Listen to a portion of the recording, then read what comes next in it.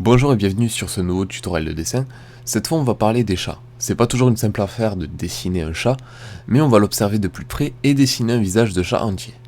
Alors ce petit animal peut avoir plusieurs caractéristiques. Malgré ce que l'on croit, il y a des tonnes de chats complètement différents entre leurs oreilles, leurs robes, leurs poils, leurs têtes, qui peuvent être rondes ou triangulaires, plus ou moins allongées, etc.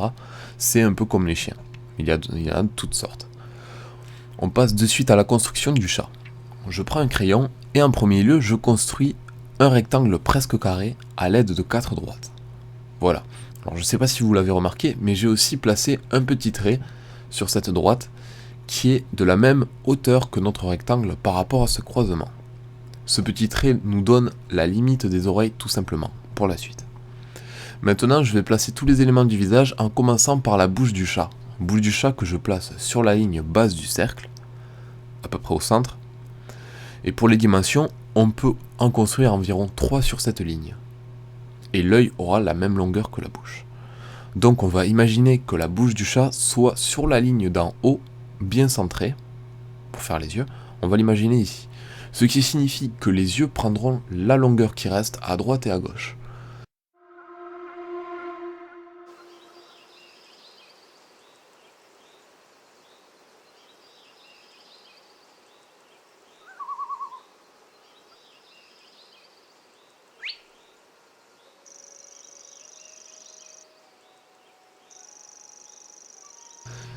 Vous voyez ces traits, cette continuité des yeux, on l'arrête à peu près au centre du rectangle.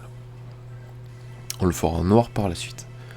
Et pour les yeux, remarquez qu'ils sont penchés, en forme d'amande, comme s'il déversait de l'eau vers la bouche. En réalité, les yeux sont carrément inclinés. Je fais un exemple en plus gros. Même la pupille est penchée. En plus, elle est aussi en forme d'amande, mais dans l'autre sens. Et quand les chats sont dans l'obscurité, c'est tout rond, et comme l'homme, la pupille se dilate. Notre nez commence un peu plus en dessous de la moitié du rectangle, et rejoint la bouche. Alors je dessine un nez un peu plus gros, pour vous faire voir sans sauter les étapes. Le nez a du volume, donc ce qui est vers le fond est moins concerné par la lumière, ce qui signifie que ce sera plus foncé. Et sa forme fait penser vaguement à un triangle. Je reviens à notre visage de chat. Bon, dans les yeux, je place les pupilles contractées. On les fera par la suite. Là, on construit les bases du dessin. Il nous manque le volume du museau, que je marque de suite par 2 traits courbés intérieurement, face au nez et la bouche, en laissant la limite du menton légèrement plus bas. Maintenant, la forme du crâne. Bon, en gros, la forme du crâne, c'est ça. Les chats ont à peu près tous cette même forme, et pour l'intérieur, c'est ceci. Yeux inclinés, nez en triangle, et petite bouche repliée. Là, on trace un trait de chaque côté, et on rejoint les croisements du rectangle. Ensuite, les oreilles sont un peu courbées vers l'extérieur. Alors, je laisse un peu de place sur le crâne quand même.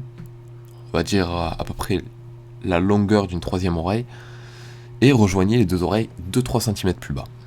Alors moi j'aime bien placer quelques repères dans l'espace blanc. Vous savez, les futures rayures du chat, les motifs, tout ça légèrement au crayon, sur le haut du crâne, un peu plus au-dessus des yeux, et souvent sur le côté. En gros, c'est le contour des yeux. Mais c'est pas obligatoire. Sinon, petite précision, les rayures sont souvent symétriques. La rayure qu'on va trouver à droite, il y a de fortes chances qu'on la retrouve à gauche. Pas forcément à la même teinte après, ça peut être plus léger ou plus foncé. Enfin voilà, le tour est joué. On a notre croquis, ça veut dire qu'on a fait la moitié du dessin. Je pense à effacer les droites, j'arrange un peu tout ça au crayon, je repasse légèrement les contours. Alors pour commencer, je reprends les yeux, avec un outil noir et granuleux, tel que le pastel sec. Je repasse délicatement les arrondis des yeux, en épaississant un peu les parties supérieures, pour rendre le regard plus profond par la suite. Je fais la pupille, et je n'oublie pas de prévoir un petit reflet dans les yeux. Donc je fais le contour du futur reflet près de la pupille, et je ne colorie surtout pas l'intérieur. Je fais ressortir le nez, comme on l'a vu tout à l'heure, à l'aide de notre pastel. Je repasse les traits de la bouche en réduisant la puissance de la teinte tout en s'éloignant du centre. Puis je fais les contours des oreilles de cette façon, en sachant qu'elles peuvent être complètement différentes ou tournées dans d'autres directions. Mais je vais rester quand même assez simple pour cet exemple. Maintenant, à l'intérieur de l'œil, j'évite le reflet la zone inférieure est plus claire que la zone proche du reflet. C'est aussi un moyen comme un autre de faire ressortir justement ce reflet.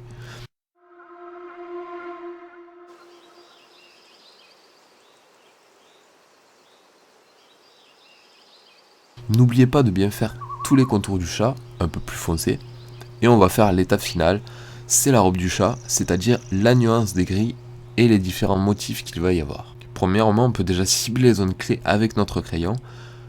Je vais colorier en suivant le sens des surfaces du poil. Par exemple, je balaye mon crayon de cette façon en contournant les yeux et en respectant la même inclinaison. Et disons que ça va donner pour la suite des détails de texture supplémentaires, une texture un peu duveuse et brossée. Là, tout se complique. Le chat que je fais est un chat à poil court, alors pour bien qu'on distingue la forme, et plus particulièrement tigré ou rayé. Alors en m'aidant des zones où j'ai crayonné légèrement, je vais appliquer des rayures un peu aléatoires. Alors les rayures sont bien foncées pour la plupart, mais c'est toujours joli de varier l'intensité des teintes, donc c'est pas la peine de s'acharner à faire des rayures qui ont exactement la même apparence foncée.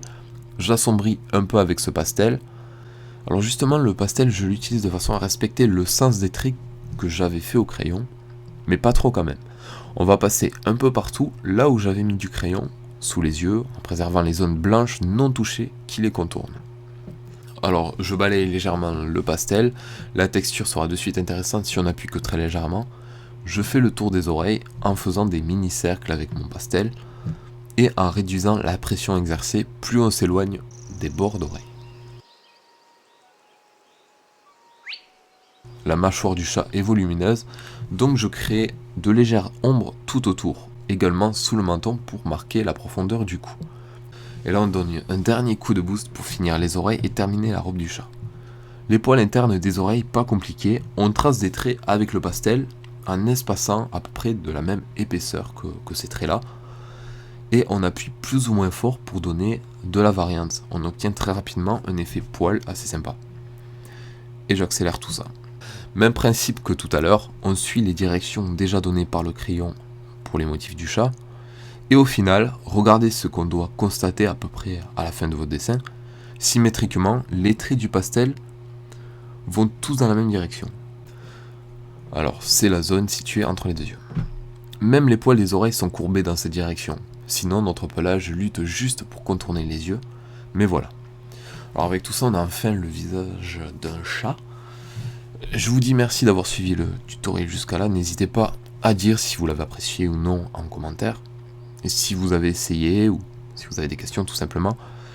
Et sur ce, je vous dis à la prochaine pour de nouvelles vidéos.